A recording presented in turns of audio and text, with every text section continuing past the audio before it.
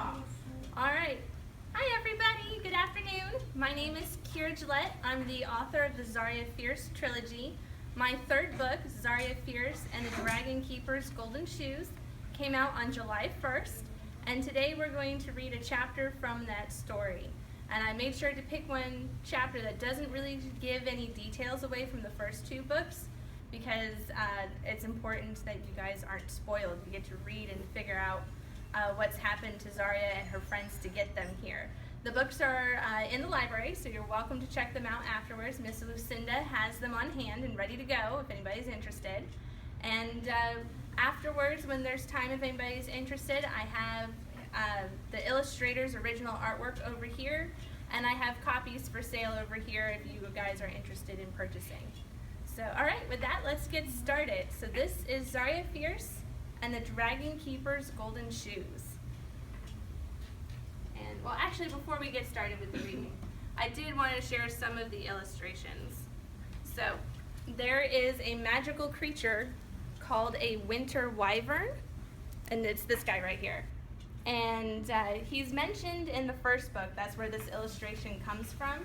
And he'll be mentioned again in this chapter, so you can kind of see what he looks like. He's like a bear, leopard, bat. So he's got these. Like a beaver bat. Yeah, he's got like the big teeth. I like a bat. Did you draw that yourself? No, I didn't draw it. I hired an illustrator. His name is Owen Kerrigan, and he actually lives in Ireland. I found him by finding his artwork online. It looks like it's like half dragon and half bear. That's actually a pretty good guess. Half dragon, half bear. It looks like half bear, half bat. Yep, that's another good guess. Looks like. Well, when you remember, just raise your hand again. Yes? Half tiger, half cheetah, half bear, not half bear, but half leopard, half bat, and half beaver. Yep, you pretty much gathered all the evidence from the picture. I think Owen did a really good job, because when I described with my hand. Yes. I'm listening. What's your question? I'm allergic to apples. Allergic to apples? Okay. I don't have any apples today. Yes. That looks like a half bear, half bat. Yep. That's pretty close. That's what it was. I thought of what would be a really cool creature, because a wyvern is a dragon that has 2 legs and bat wings. But because this story takes place in Norway, I was like, it couldn't just be a dragon. That's a reptile, and Norway's pretty darn cold. So I made it a hybrid. That's why he has mammals that are part of his makeup, so that way he can stay warm. And could you add what I said? Could you add The beaver? beaver?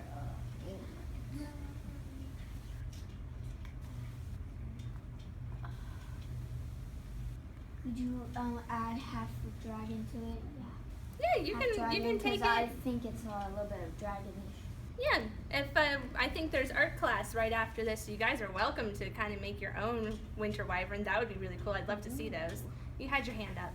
Like a necklace. Oh, thank you. This is a sword, and there's a sword in the second book that the kids have to get. The second book is Zaria Fierce and the Enchanted Drakeland Sword, and it has pictures of dragons on it and runes from the ancient Nordic language, and all sorts of cool stuff.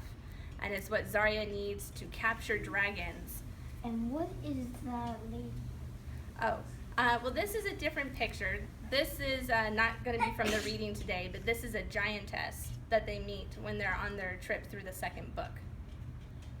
And then this creature right here, this is Madame Brown. She is a brownie, and her skin is actually the color of blue. She's a blue creature, and she's very short, and she has a little bit of magic that she's able to do when it comes to helping people out around their homes. And she's going to be very brave in the next chapter when I get a chance to start reading. So I just wanted to give everybody an idea of what she looked like. And then, Ooh, a sea monster. and then this is what I call a water-wyvern. So this is another part dragon-like creature, but this time it lives in the water, It has a seahorse face and shark teeth and all sorts of scary stuff. Yes. I think it's half shark and half seahorse. Yep. Kind of looks like a dog popping out of its head. I think it's Doesn't it? It just Yes. says shark. I think it's half shark, half sea monster, and half. Would anybody actually want to meet this thing in real life? No. Yes, No. I would. And it's half a bear. It's half a bear, and Yes. it's half. It looks like half bear and half seahorse. Hey, yours Yeah. too. It's very creepy. And I think And- Owen does a really good job because he reads what I write and then he interprets it in his drawings. So if you guys have any ideas and inspired to draw anything from the chapter, I would love to see them. I would love to draw. Oh yeah, and then the rest of the drawings are going to be available for you guys to kind of browse through later. And with that, who's ready for story time? Yay! Okay. Can everybody see me? Yeah. Do I need to stand? No. Okay. So Zaria Fierce and the Dragon Keeper's Golden Shoes. Chapter 4, The Mound Beastie. That's this guy, which we just talked about. Hector was right that the group wasn't far from Moundor. They reached the entrance before night fell, and in the gloomy dusk that slipped around them like a cloak, they reached the edge of the forest and stopped. Below them, in a wide clearing, was an abandoned quarry filled with water. The lake was nestled at the bottom of a deep, steep pit. Its deep blue water was smooth and glassy, protected from wind by the rocky walls and surrounding forest. Zaria could see the lake bed in the shallower areas. Something large swam in the center, too deep to see clearly. "What is that?" asked Philippe, having spotted the creature at the same time. Hector said, "It's a water-wyvern." "Is that like the Loch Ness Monster?" asked Christopher. "Cool. No wonder they can't find it in Scotland." "You haven't seen a winter wyvern," Zaria said. "I bet it's more like Norway." "The flying snow leopard bear bat thing you told me about?" "Even better," Christopher said, rubbing his hands together in glee. "Do we get to meet it?" "Is it friendly?" asked Gaillard. "The beastie is not friendly," said Hector grimly. "And yes, we will be meeting it. Water wyverns are wild, unpredictable creatures. This one is particularly nasty. It was captured and transported to this quarry lake over a century ago. It can't escape. Water wyverns aren't able to live out of water for very long. This makes it very angry. The lake is too small for him." "That's what I was afraid of," Gaillard said, stuffing his hands into his pockets. "So, can it eat us?" Hector nodded. "It once devoured an entire legion of dwarf handlers because they smelled bad. They've showered regularly ever since." Gaillard looked at Zaria. "Why?" he moaned. "Why do we have to meet it?" "Look on the bright side, mate," Philippe said, clapping Gaillard on the back. "Maybe we get to ride it." Hector shook his head. "The water wyvern is the guardian of Moundor. Its job is to keep out all trespassers." Christopher sighed, disappointed. "Too bad. I would have loved to ride him." "But we have to feed it to get by it. What does a water wyvern eat?" Alex asked, readjusting his backpack and bow. "It eats whatever it can catch," Hector said forebodingly. "We'll have to be careful as we near the shoreline. A water wyvern might not have much in the way of limbs, being adapted to the water, but it has enough leg power to propel itself onto the shore and attack." "At least it can't fly," said Gaillard, relieved. "Small favors." Zaria and her friends gasped as it breached the surface, blowing out a large stream of air. The water wyvern was magnificent, with a gray and white pattern. It had a seahorse face with a long snout and no ears. The top of its head bore a wavy crest that trailed down its neck. As the creature dove beneath the water, it flipped its body into the air. There were no scales anywhere on it as far as she could see. Zaria half expected a whale fluke, but its tail looked like an eel's. The thing was massive, at least 4 times bigger than Norway, and hideous. They stood there, watching the shifting, undulating shadow in the water. Alex wore a pensive frown. His brown eyes narrowed. Does it have a name? The dwarves call it Vingar. The light faded as the group picked its way down along one side of the quarry. The trail was thin and worn, with chunks of it missing every now and then along the edge. Gravel scattered with every step, making the way even more precarious. Vingar was aware of them and shadowed their progress in the water below.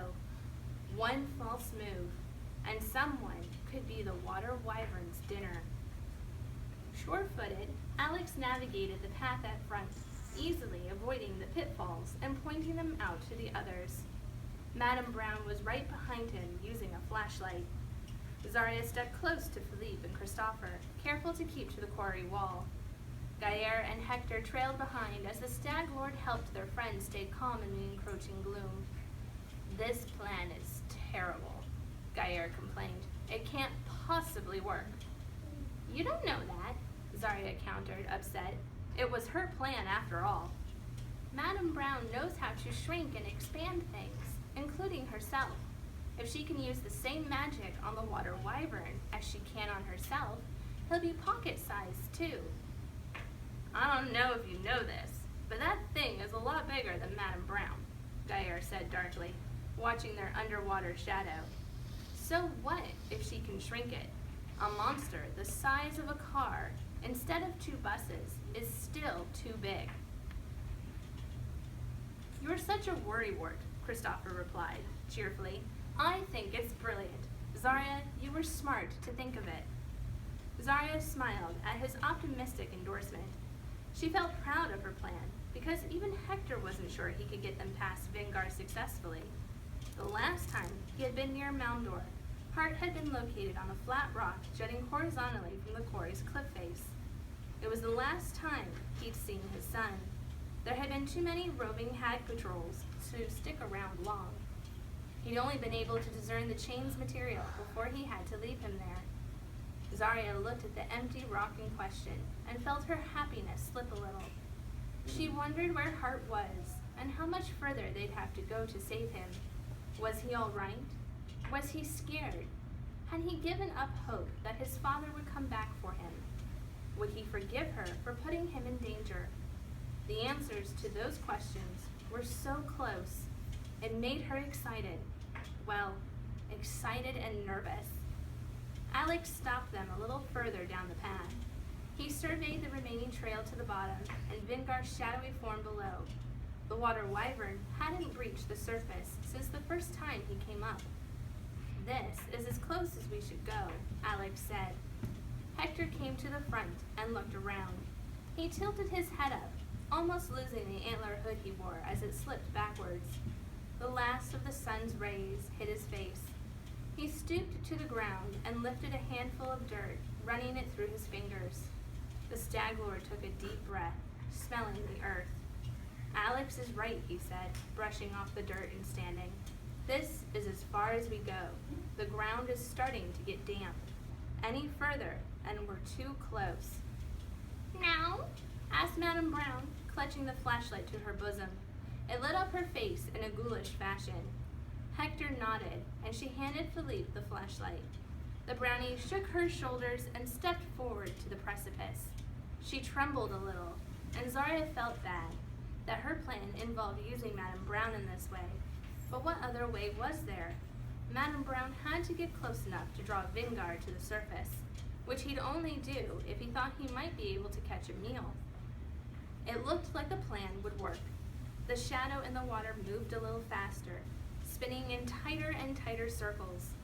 Zaria peered over the ledge, just as the water-wyvern exploded from the water. It leaped into the air, its jaws open wide, revealing rows and rows of gleaming, sharp shark teeth. Madame Brown shrieked and dived away from the edge, hitting the quarry wall with a thud. As the water-wyvern flipped in the air, diving back into the water, His tail flashed, walloping Philippe in the arm and smashing part of the ledge. He stumbled, arms flailing as dirt and rock rained down. "Philippe!" Gaillard and Christopher shouted, each grabbing him by an arm. They hauled him back to safety as his sword fell from him, clanging down the wall until it plopped in the water. "Thanks, mates," he said, holding them tight as he regained his balance. "Ow, that thing can pack a punch." Philippe stood up, clutching his arm. Blood seeped between his fingers. Hector peeled his hand away and assessed the laceration. "You'll need a bandage, but you'll be all right," said Hector. "I have some in my bag. Water-wyvern's skin is rough, like a shark's. When prey run into it, they wound themselves and become an easier meal to grab." "I think I prefer Norwich," Gaillard said, glancing over the edge. "Me too," Philippe agreed, as Hector finished wrapping up his arm and secured the bandage. "Too bad about the sword. Do you happen to have any spares?" "Those were the spares," Hector said. "Let's hope you won't need one." The water was a dark navy blue, the surface still frothed in agitation from the water-wyvern's re-entry. Otherwise, there was no sign of the creature. "Do you think you can try again?" asked Alex, who had been comforting Madame Brown. The brownie looked at him and then Hector with scared eyes. She seemed so small. Her nose quivered as her eyes ran over with tears. She wrung her hands and shook her head over and over again. I can't. I'm so sorry. I'm so sorry." I can try," Zaria said hesitantly. "I have magic, right? And I've seen Madame Brown shrink and expand. Maybe I can do it. I can try." Hector gave Madame Brown a gentle squeeze on the shoulder. He looked up at Zaria. "Yes, if you want, I think you should, Princess. You're able to do this." Alex and Gaillard shared a look of concern, but Zaria ignored them. She'd have to try to create magic, or she never would. Christopher gave her a thumbs up. "Let's do this," Zaria said, squaring her shoulders. She shuffled to the edge and peered below. The stars shone faintly on the surface of the water. A soft wind created gentle little ripples. She couldn't spy the water-wyvern anywhere. It had finally grown too dark to see anything. Zaria stayed where she was, leaning slightly over the drop. She held her breath, looking for any sign of movement. When it came, she jumped in fright and nearly fell backwards like Madame Brown had. Up Vingar flew, his jaws open, teeth gleaming, eyes wild. From his throat came a horrendous roar of rage. Do you guys want to try making a roar of rage? How loud can you yell?